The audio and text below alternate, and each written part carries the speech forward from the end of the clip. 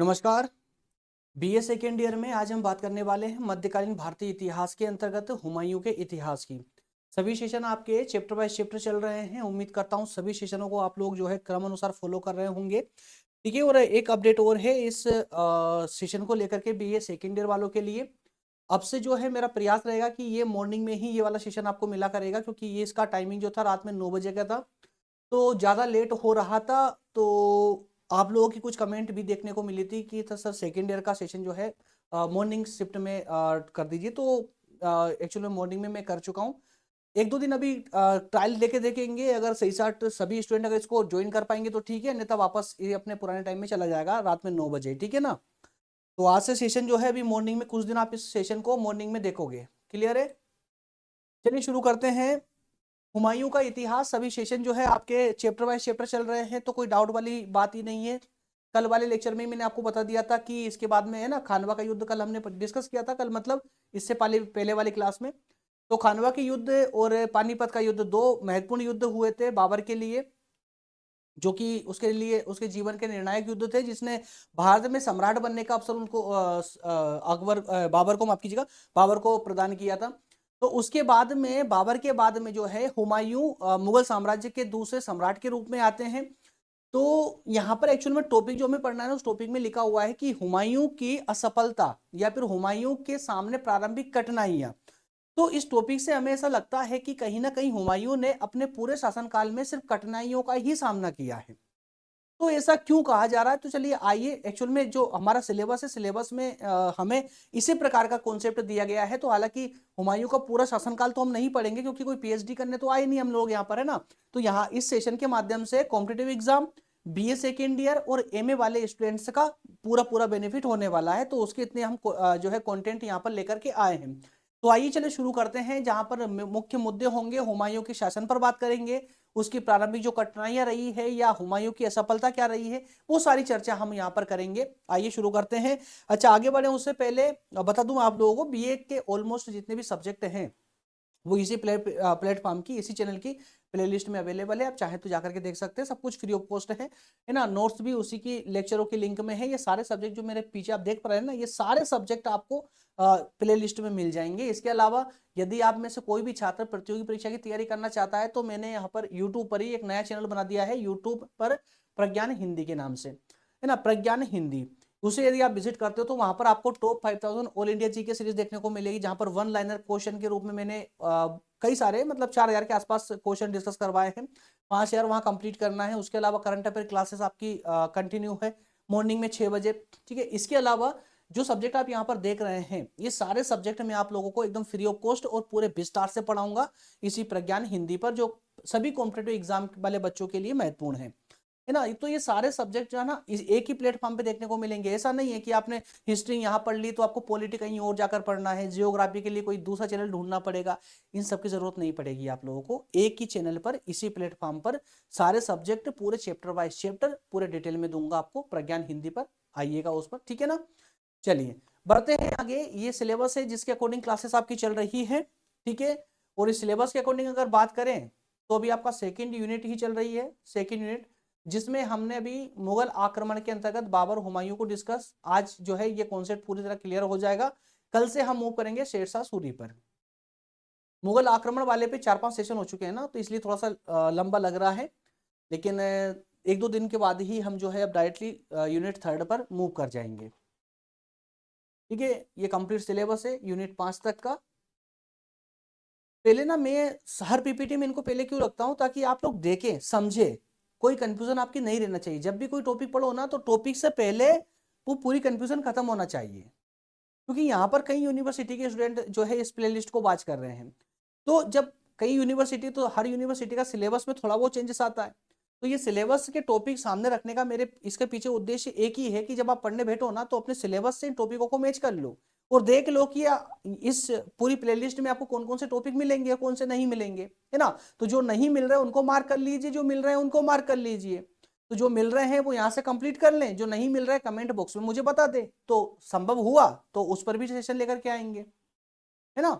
चलिए तो बढ़ते हैं टेबल ऑफ कंटेंट में, देखते हैं जरा आज के सेशन में कंप्लीटली हमको क्या क्या पढ़ना है। तो 3 पॉइंट जो मैं प्रारंभ में बताया मैंने, सबसे पहले हुमायूं का शासन व्यवस्था पढ़ेंगे, किस प्रकार की शासन व्यवस्था थी। उसके बाद में हुमायूं की वो कौन सी कठिनाइयां क्या थी, समस्या क्या थी, उन पर डिस्कस करेंगे। और पॉइंट नंबर 3 में उसकी असफलता के कारण डिस्कस करेंगे। तो ये 3 कॉन्सेप्ट है जिसके माध्यम से हमारा आज का पूरा टॉपिक कवर होने वाला है, क्लियर होने वाला है, ठीक है ना। चलिए तो शुरू करते हैं बिना देर करे। सबसे पहले लेते हैं सबसे पहला पॉइंट, हुमायूं का शासन। दोस्तों ध्यान से सुनिएगा, कहानी की तरह ही हम इसको ट्रीट करेंगे, बिल्कुल कहानी की तरह ही लेंगे, आगे बढ़ाएंगे इसको। हुमायूं दरअसल मुगल सम्राट का दूसरा शासक माना जाता है। हुमायूं मुगल साम्राज्य का पहला शासक कौन, बाबर, जिसने स्थापना की है ना मुगल साम्राज्य की भारत में। हुमायूं मुगल साम्राज्य का दूसरा शासक माना जाता है जिसने 1530 से 1540 तक शासन किया। पहले ध्यान सुनना, इसने 2 बार 2 स्टेप में शासन किया भारत में। 1530 से 1540 तक 10 साल तो इसने प्रारंभिक रूप से शासन किया, ठीक है। उसके बाद में 1555 से लेकर 1556 में 1 साल फिर शासन किया। तो ये बीच का समय कहा गया, 1540 से 1555 के बीच का समय में क्या हुआ था, इस 15 सालों में क्या हुआ था। तो याद रखना दोस्तों, इन 15 साल जो है हुमायूं शेरशाह सूरी के डर से भारत से बाहर था, या अगर हम स्पष्ट शब्दों में कहें तो शेरशाह सूरी ने हुमायूं को भारत से बाहर खदेड़ दिया था। 15 सालों के संघर्ष में विभिन्न शासकों का सहयोग लेकर के फिर से उसने भारत पर चढ़ाई करने का प्रयास किया शेरशाह सूरी के खिलाफ। और शेरशाह सूरी की सेना को शेरशाह सूरी जो है उसकी जब तक मृत्यु हो चुकी थी, उसके बाद में जो है हुमायूं ने फिर से आक्रमण किया और फिर से भारत पर मुगल साम्राज्य को फिर से जो है उसकी नींव को जैसे तैसे कंटिन्यू रखा आगे तक, ठीक है। तो क्योंकि जब ये सम्राट बना तब से ही कई चुनौतियों का सामना करता रहा, और इसके जीवन काल में सबसे बड़ी चुनौती थी शेरशाह सूरी, जिससे युद्ध करके हारने के कारण उसे भारत छोड़ना पड़ा था। लेकिन जब भारत में वापस आया तो 1 साल बाद ही, मतलब 1555 में आया, 1556 में उसकी मृत्यु हो गई। इसकी मृत्यु के बाद में इसके पुत्र अकबर के पास शासन व्यवस्था चली गई।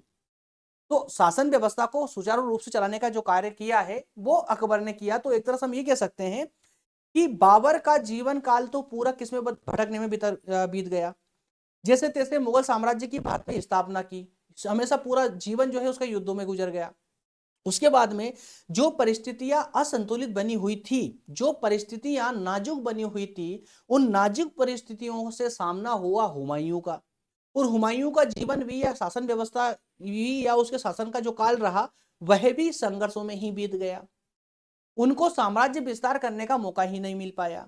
लेकिन जब हुमायूं के बाद में उसकी तीसरी पीढ़ी मतलब अकबर के पास जब ये शासन व्यवस्था गई, तो अकबर ने जाकर के उसमें स्थायित्व, शासन व्यवस्था में स्थायित्व लाने का प्रयास किया। अपने साम्राज्य का विस्तार करने में जो है उसने अथक प्रयास किए और विस्तार भी किया।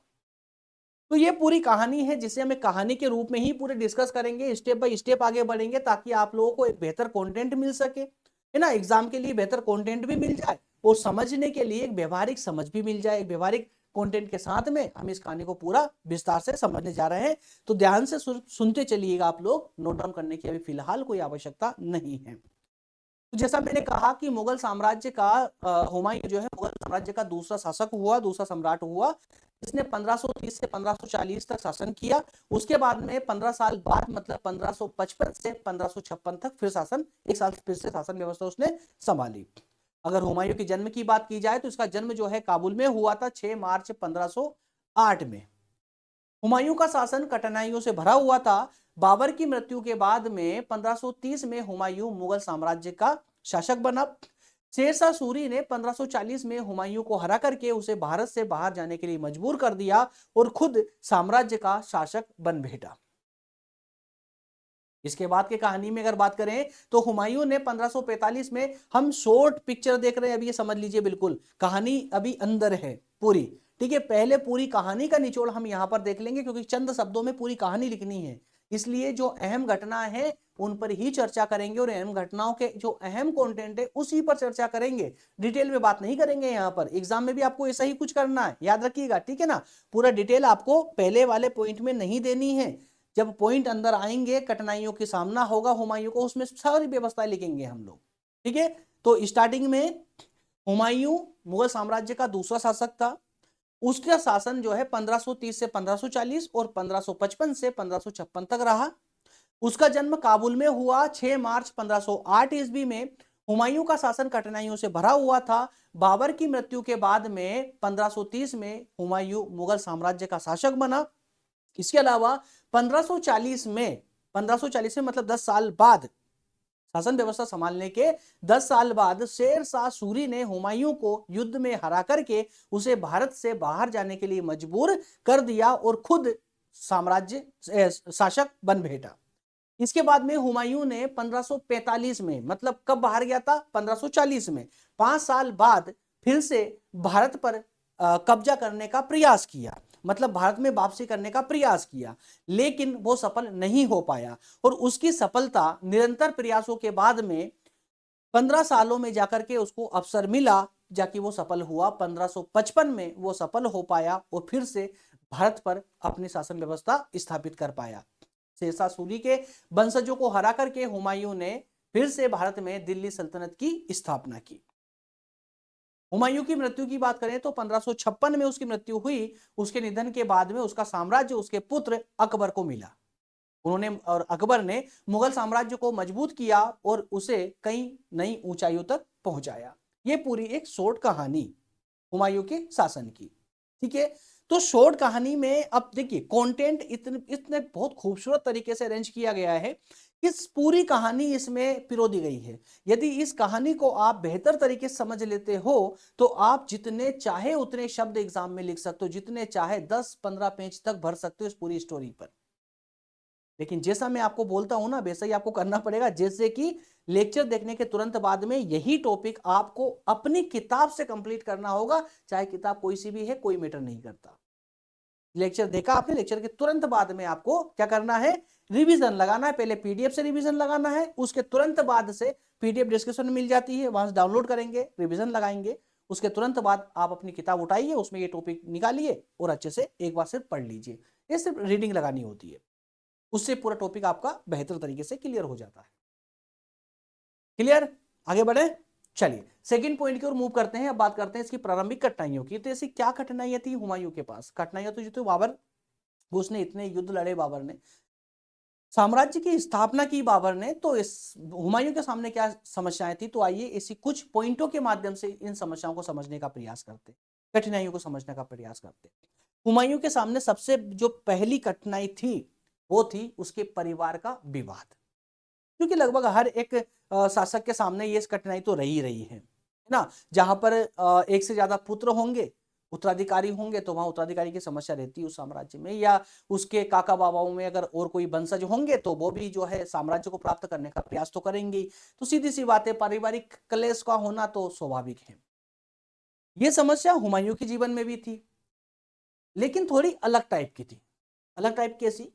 कि बाबर ने ना मृत्यु से पहले ही एक इच्छा व्यक्त की थी हुमायूं के सामने। हुमायूं से कहा था कि यार तू ना अपने जो भाई है उनके साथ बड़े प्यार से और प्रेम से और सद्भावनापूर्ण रहना, अच्छे से रहना। और बड़ी कठिनाई उसके सामने वही बन गई थी, असफलता का कारण बन गई थी। उसको असफलता वाले पॉइंट में हम पढ़ने वाले हैं। पारिवारिक विवाद की अगर बात करें तो बाबर की मृत्यु के बाद मुगल साम्राज्य का उत्तराधिकारी हुमायूं को तय किया गया, घोषित किया गया। बाबर के समय में मुगल साम्राज्य की जो स्थिति थी वो बहुत ही नाजुक थी, क्योंकि अभी अभी बाबर ने उसे स्थापित ही किया था। अब जब स्थापित किया था तो उस समय काफी नाजुक थी। नाजुक का मतलब क्या हुआ कि आंतरिक कलेश भी हो रहा था साम्राज्य का। जनता भी सहमत नहीं थी, भारतीय जनता, क्योंकि भारतीय जनता भी कहीं ना कहीं बाबर को या हुमायूं को, सबको विदेशियों की नजर से देख रही थी कि विदेशी है, क्या करेगा, लूटेगा, ले जाएगा, है ना, अपना शासक नहीं है। तो अपना नहीं मान पा रहे थे। तो और इसके अलावा बाहर की कई जनजातियां थी जो निरंतर अटैक कर रही थी, युद्ध कर रही थी, जो है इस पर हमला कर रही थी। इसके अलावा और भी कई राज्य थे जो कुछ शासक थे जो इनको हराना चाहते थे। स्थिति बहुत गंभीर थी उस समय में। लेकिन हुमायूं अपने साम्राज्य को सुदृढ़ करने में लगा हुआ था, संघर्ष कर रहा था सुदृढ़ करने का। बाबर के बाद हुमायूं को अपने भाइयों से प्रतिद्वंद्विता करनी पड़ी। अपने सगे भाइयों से भी उसे जो है उसके प्रतिरोध का सामना करना पड़ा। हुमायूं के उनके भाई, जिनका नाम बड़ा खूबसूरत लगा मुझे, कमबख्त है ना, कमबख्त और अन्य जो राजकुमार थे उनके साथ संघर्ष करना पड़ा। और ये उनके लिए एक बड़ी कठिन समय की घड़ी थी, कठिन समय की, जिन्होंने अपने साम्राज्य को सुदृढ़ करने में जो है रुकावट पैदा की कुल मिलाकर के। तो एक पारिवारिक विवाद जो था, जैसे कहते हैं ना कि यार एक मनुष्य, एक पुरुष बाहर बड़ी से बड़ी पहाड़ जैसी चुनौतियों से लड़ सकता है, उनका सामना करके यथासंभव वो सफल होकर घर आ सकता है, लेकिन घर में छोटी सी भी अगर चुनौती होगी ना तो उससे वो नहीं लड़ सकता। और हुमायूं के सामने ऐसी ही चुनौतियां थी जो उसके परिवार के अंदर ही चल रही थी। इसके अलावा अन्य चुनौतियों की बात करें, कठिनाइयों की बात करें, तो एक था शेर शाह सूरी से संघर्ष।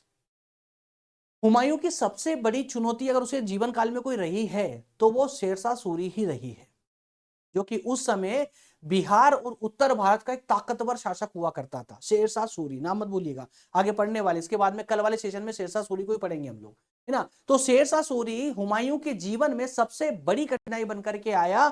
उसके साथ जब युद्ध हुआ तो क्या हुआ, 1540 में शेरशाह सूरी ने हुमायूं को भारत से बाहर खदेड़ दिया, भारत से बाहर भगा दिया। सोचिए ना, एक शासक जो जिसका 10 साल से शासन था, उसे एक दिन में अचानक से युद्ध में हरा करके भारत से बाहर भगा देना, मतलब सब कुछ छितर बितर हो जाना, सब कुछ बिखर गया उसका, सपने टूट गए, चूर चूर हो गए, परिवार परिवार इंडिया में रह गया, वो बाहर काबुल तरफ भागता फिरा, मतलब बहुत स्थिति बहुत ही ज्यादा दयनीय हो गई थी उसकी। तो 1537 में शेरशाह सूरी ने 1537 में हुमायूं के खिलाफ युद्ध शुरू किया। 1537 में 3 साल के संघर्ष के बाद में 1540 में शेरशाह सूरी ने हुमायूं को हरा दिया। उसके बाद में जैसे हुमायूं हारा तो उसे भारत से बाहर जाने पर वो मजबूर हो गया। इस पराजय के बाद में हुमायूं को भारत छोड़कर ईरान या काबुल की तरफ भागना पड़ा और वहां पर अपने उन शासकों के साथ पास शरण ली। ठीक है, तो काबुल और ईरान के शासकों ने हुमायूं को शरण दी, लेकिन इस शरण का उसने फायदा भी उठाया। ऐसा नहीं कहेंगे कि हुमायूं अयोग्य शासक था, योग्य तो था, कुछ कमियां जरूर रही थी उसके अंदर, लेकिन फिर भी योग्य शासक था। उसने कभी भी जो है जो उसको अवसर मिले ना, उसने अवसर को नहीं खोया, अवसर हमेशा पकड़ के रखे उसने। ठीक है ना। इसके अलावा अन्य चुनौतियों में अगर बात करें तो अन्य चुनौतियों के रूप में हुमायूं की निर्वासन की स्थिति। अब जो सोचिए ना, कोई अगर मान लो आपको आपके राज्य से, आपके घर से बेदखल कर दे, बाहर कर दे, तो आपके सामने कितनी बड़ी चुनौतियां सामने आ जाएगी। एक लाइन में, एक शब्द में या एक पेज में उनको बयान नहीं किया जा सकता। इतनी चुनौतियों का सामना उस व्यक्ति को करना पड़ सकता है। हुमायूं के सामने भी कुछ ऐसी ही परिस्थितियां थी। 1540 से 1545 तक हुमायूं भारत से बाहर रहा, लेकिन उसने जो है 5 साल तो कोई प्रयास नहीं किया। 1540 से 1545 तक, मतलब 5 साल तो वो इतना टूट चुका था कि अपनी बिखरी हुई परिस्थितियों को संभालने में ही लगा रहा। उसने भारत वापसी का सोच भी नहीं पाया।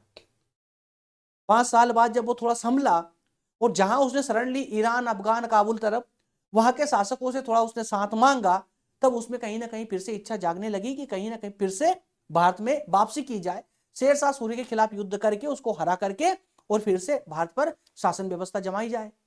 उसने अपने साम्राज्य की प्राप्ति के लिए संघर्ष करा, लेकिन इस अवधि में हुमायूं को अपनी सेना और साम्राज्य की पुनर्निर्माण की कठिनाइयों का सामना करना पड़ा। शेरशाह सूरी, जब भाई आप 10 साल शासन कर रहे थे, आपकी सारी व्यवस्थाएं जमी हुई थी, उस स्थिति में एक शासक आता है शेरशाह सूरी और वो आपको हरा करके चला जाता है, आपको भारत से बाहर भगा देता है।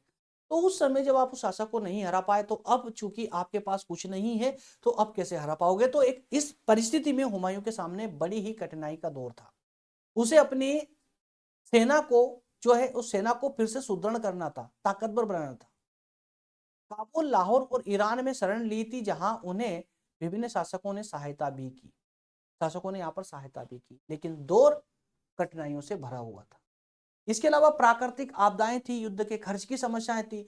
हुमायूं के संघर्ष के दौरान प्राकृतिक आपदाएं और युद्ध के लिए संसाधनों की कमी उसके लिए बड़ी चुनौती बनी। हुमायूं के पास पर्याप्त धन और सेना नहीं थी, इस कारण से वो बहुत कमजोर हो चुका था। अन्य कारणों में भारत में अस्थिरता, तो शेरशाह सूरी की विजय के बाद भारत में राजनीतिक अस्थिरता फैल गई। शेरशाह सूरी की मौत के बाद उसके साम्राज्य में विवाद और असहमति की स्थिति उत्पन्न हुई। जब शेरशाह सूरी की मृत्यु हुई, उसके बाद शेरशाह सूरी के जो साम्राज्य था उसमें विवाद होने लगे, असहमति उत्पन्न होने लगी, और यही एक अवसर था हुमायूं के पास में भारत वापसी का। और हुमायूं इसी समय का इंतजार कर रहा था। उसने तुरंत भारत पर अटैक किया और शेरशाह सूरी के वंशजों को हराया और फिर से मुगल साम्राज्य की स्थापना भारत में।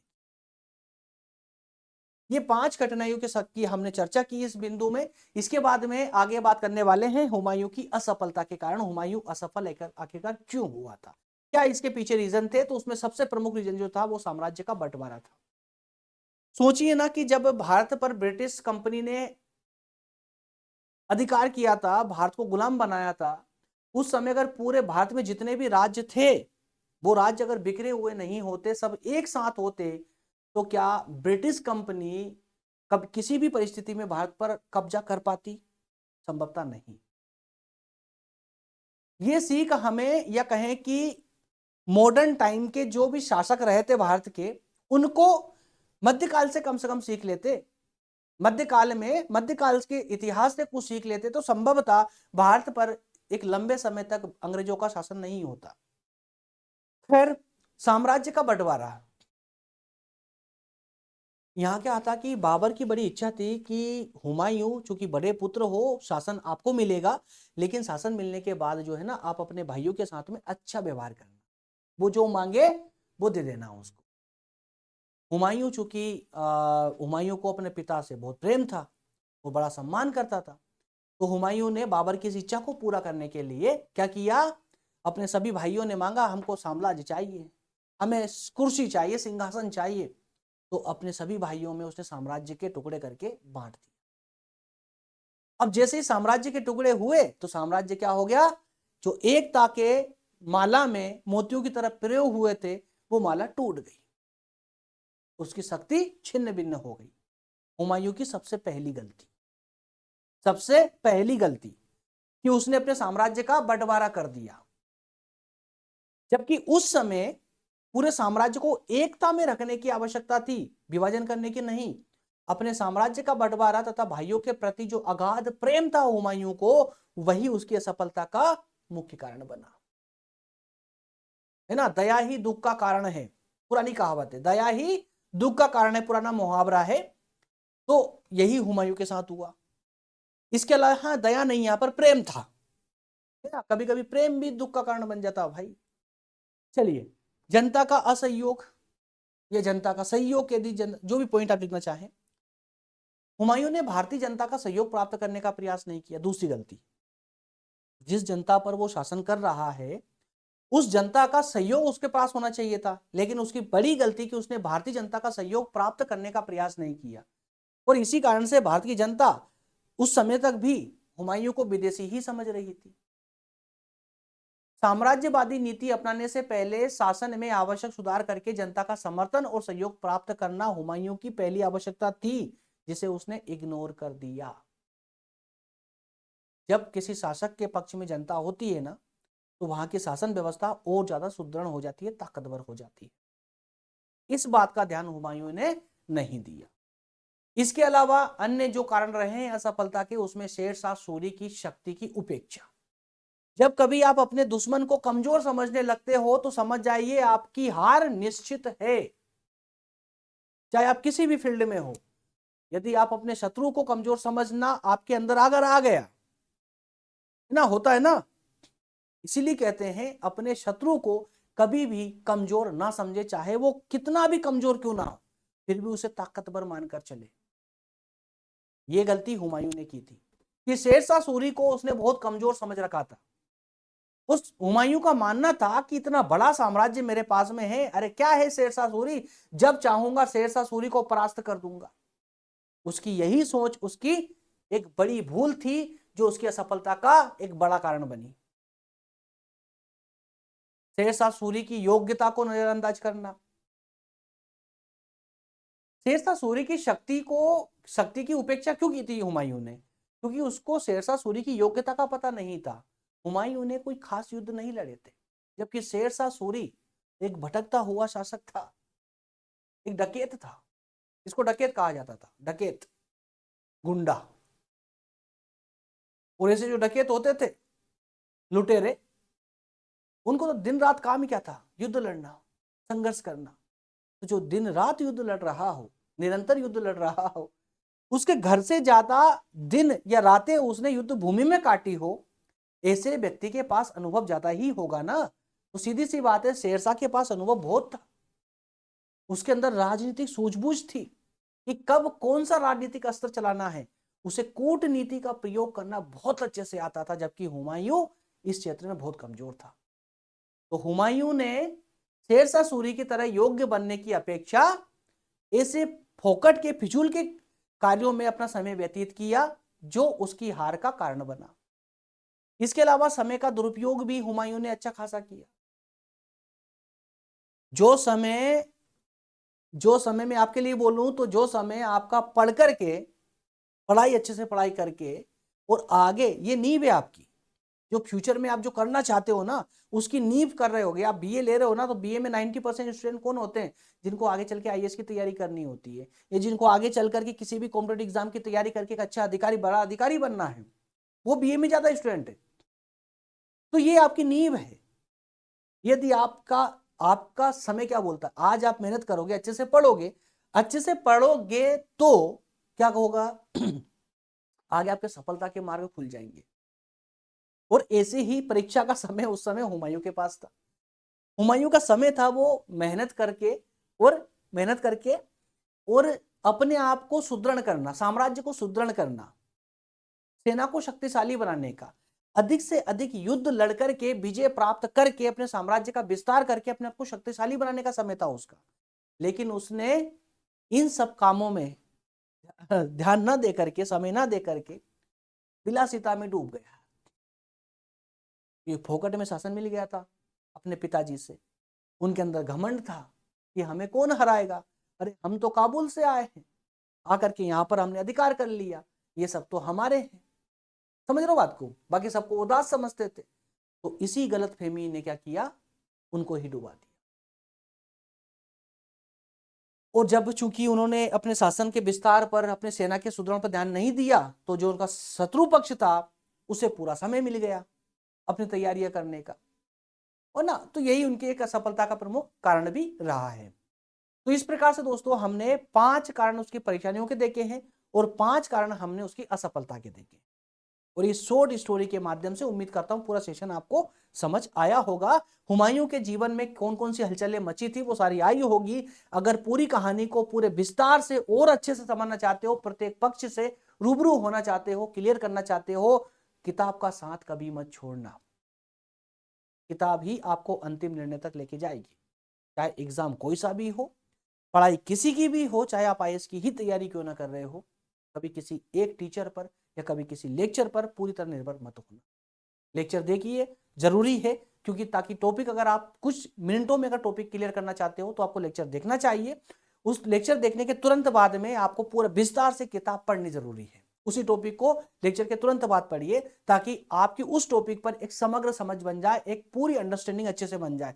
एक बात और गांठ बांध लीजिए, जो बात मैंने अभी अभी आप लोगों से बोली है ना, ये प्लेटफॉर्म पर कोई नहीं बोलेगा, क्योंकि अगर बोल देगा तो उसके लेक्चर देखना स्टूडेंट कम कर देंगे तो टीचर का नुकसान हो जाएगा, है ना। मुझे इस चीज की परवाह नहीं है, मत आइएगा आप। किताब में अगर दिल लग जाए तो किताब पढ़िए ईमानदारी से, बहुत जरूरी है।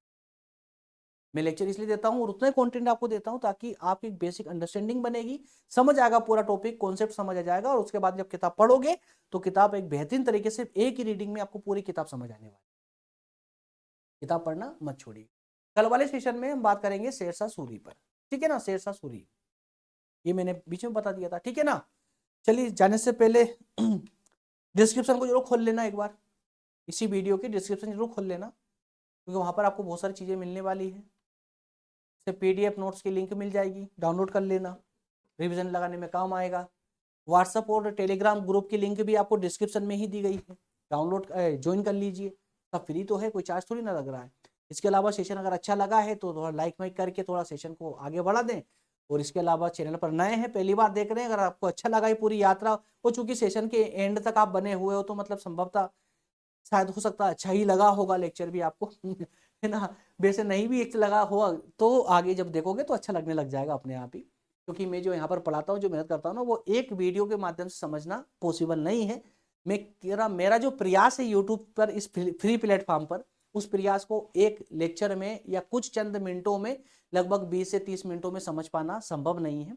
जैसे जैसे आप थोड़ा सा कंटिन्यू मुझे आप देखोगे 8 दिन 15 दिन, तो आपको खुद समझ आने लगेगा कि मैं किस लेवल की, किस स्तर की मेहनत कर रहा हूँ, किस स्तर का कंटेंट आपको प्रोवाइड कर रहा हूं और किस दिशा में मैं आगे बढ़ रहा हूं, तो आपको खुद ये सेशन पसंद आने लगेगा और आप खुद से अपने आप से सब्सक्राइब कर लोगे, है ना। तो आगे करोगे उससे पहले अच्छा है कि अगर पसंद आ रहा सब कुछ, आगे बढ़ना चाहते हो तो सब्सक्राइब कर लीजिए, बेल आइकन को भी प्रेस कर लेना ताकि नोटिफिकेशन आपको मिलते रहे मेरे। मिलेंगे कल वाले सेशन में, बहुत धन्यवाद, थैंक यू।